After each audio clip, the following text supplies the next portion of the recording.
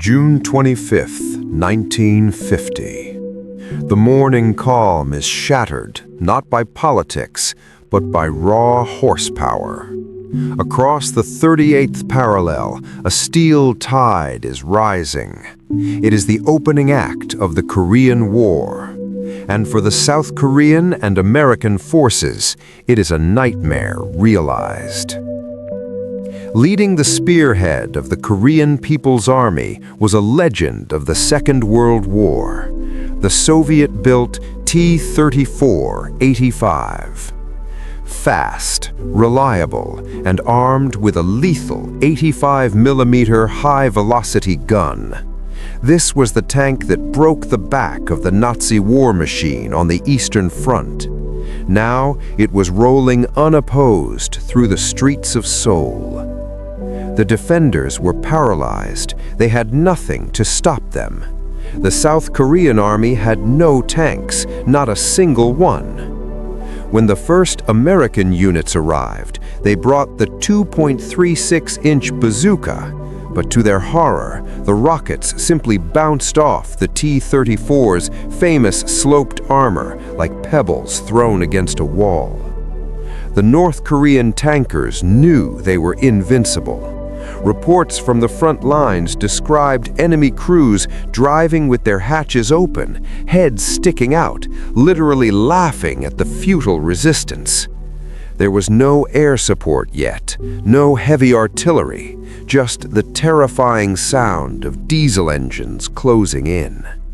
In these first chaotic weeks, the T-34 wasn't just a tank, it was the Grim Reaper of the peninsula. Panic in Washington led to a hasty, desperate deployment. The first American armor to arrive on the peninsula wasn't a heavyweight brawler designed to take a punch. It was a lightweight scout. Enter the M24 Chaffee. The Chaffee was an excellent vehicle for reconnaissance, agile, fast, and light on its feet. But against a T-34-85, it was a paper tiger. The reality of this mismatch became horrifyingly clear at the Battle of Osan. American tankers lined up their shots, prayers whispered under their breath. They fired their 75mm guns, but the crews watched in disbelief as their shells simply shattered against the Soviet steel. The T-34s didn't even slow down. They simply drove through the American lines, knocking the lighter Chafees into ditches like discarded toys. The morale of the UN forces plummeted.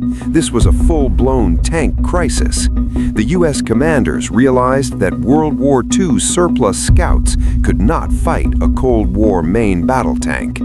They needed heavy metal. They needed the Tiger Tamers. But time was running out. The Pusan perimeter was shrinking by the hour, and the sea was at their backs. Unless heavier armor arrived within days, the war would be lost before it truly began.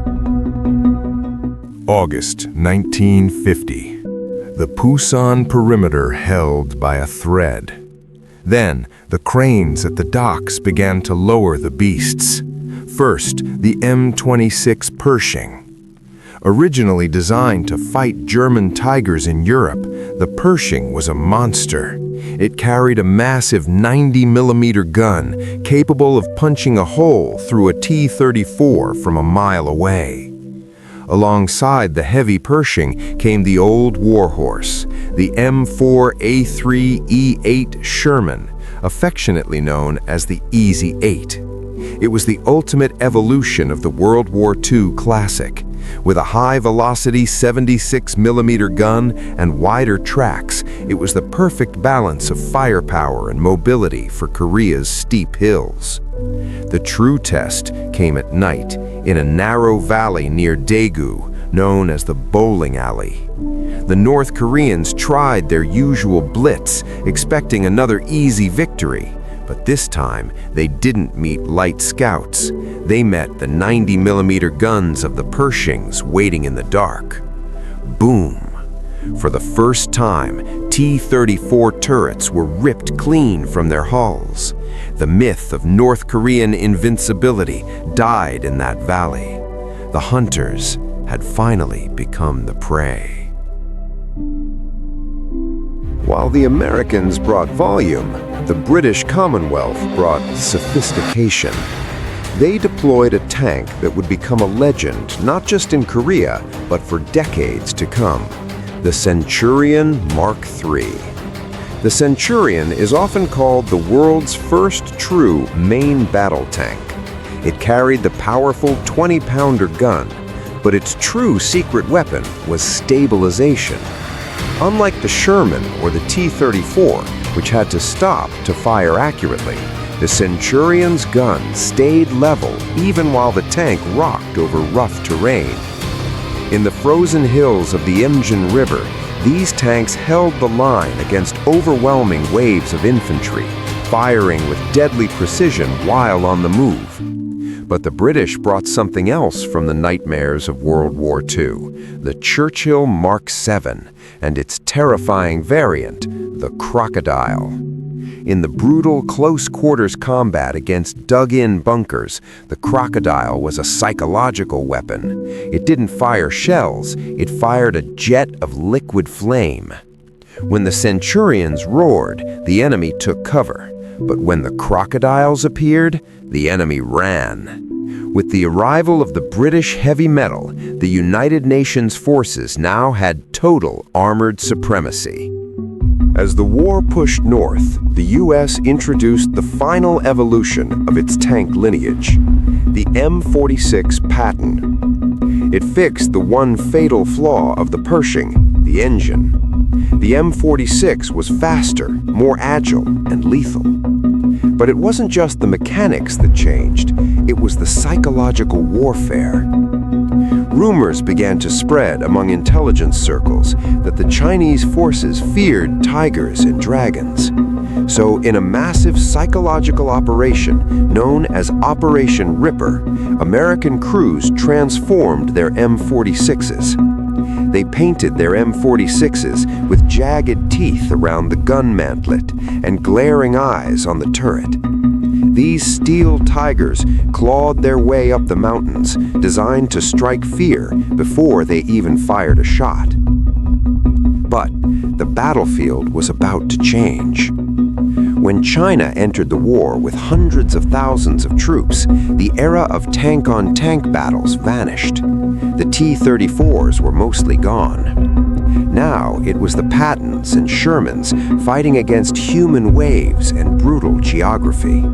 The terrain became steep, frozen mountains, entirely unsuitable for armored maneuvers. The tank ceased to be a spearhead.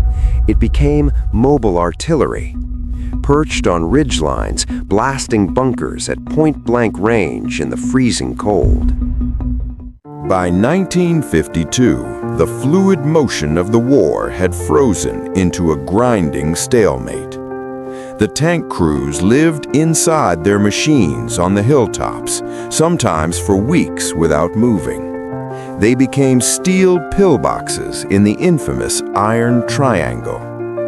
The days of the Blitz were over. The Korean War is often called the Forgotten War, but for tank history, it was pivotal. It was the graveyard of the light tank. It was the final glory of the World War II Sherman, and it proved once and for all that the dreaded T-34 could be beaten. Most importantly, it birthed the modern concept of the main battle tank with the arrival of the Centurion and the Patton. From the initial shock of the invasion to the supremacy of the heavyweights, the Korean peninsula was a crucible of steel. The tracks stopped moving in 1953, but the lessons learned on those frozen hills forged the armored warfare of the future.